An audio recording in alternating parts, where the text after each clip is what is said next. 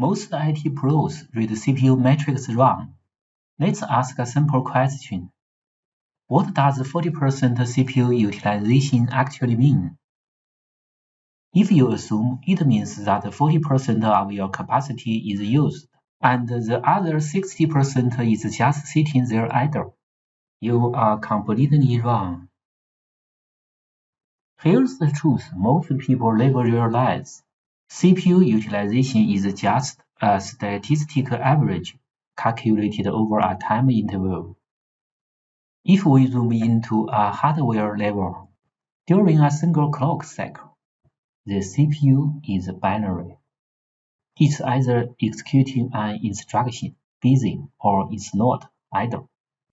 Partial utilization simply does not exist at the cycle level. So for a 10-cycle interval, 40% utilization actually means the CPU was busy for 4 cycles and idle for the remaining 6. Because of that binary nature, even at a low average utilization, runnable threads can still have to wait. Let me show you the math. At 50% utilization, any new task has a 50-50 chance of running immediately, or having to wait. At 66%, only a 1 in 3 chance of running right away. 2 out of 3 tasks wait. At 80%, just 1 in 5 tasks gets the CPU instantly. At 60%, only 1 in 10. The other 9 are stuck in the run queue.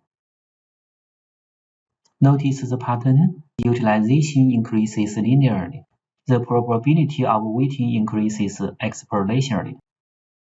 A mere 10% increase in utilization from 80% to 90% doubles the probability of waiting.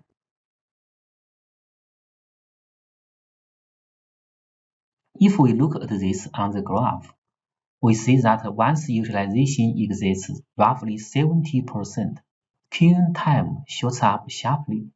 We call this point the knee of the curve.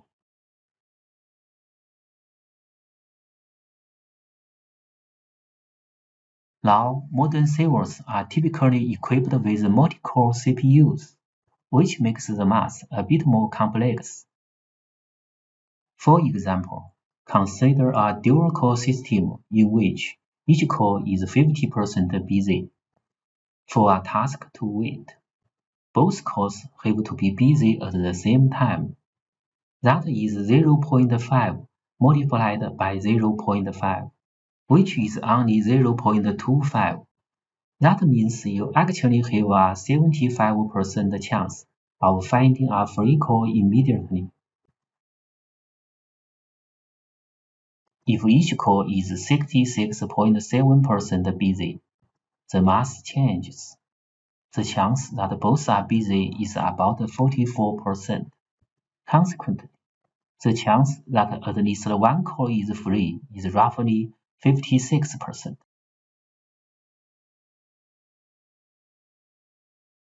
Now let's turn those examples into a general rule. Imagine a system with n number of CPU cores. Each core is busy for a certain percentage of time. Let's call that fraction U. In a multi-core system, a new task only has to wait if every core is busy at the exact same moment. If even one core is free, the task runs immediately. Mathematically, the chance of every single core being busy at once is U raised to the power of n.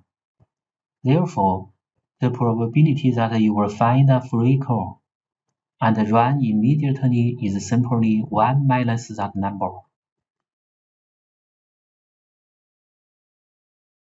This diagram illustrates the relationship between queuing time and CPU utilization, when the number of CPUs is 1, 4, and 8. While additional cores improve the odds of being scheduled, they shape the need of the curve to the right. But be careful. Once a multi-core system finally approaches saturation, the drop-off in performance is far steeper than on a single-core system. Assessing CPU stress requires application context. The acceptable level of utilization depends on your workload type.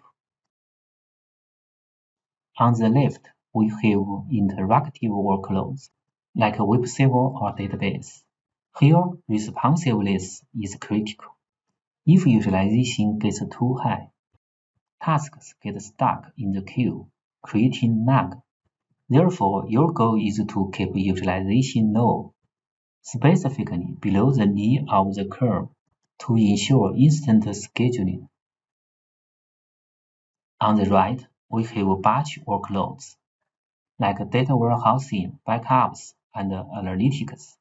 Here, we don't care about microsecond latency. We care about throughput.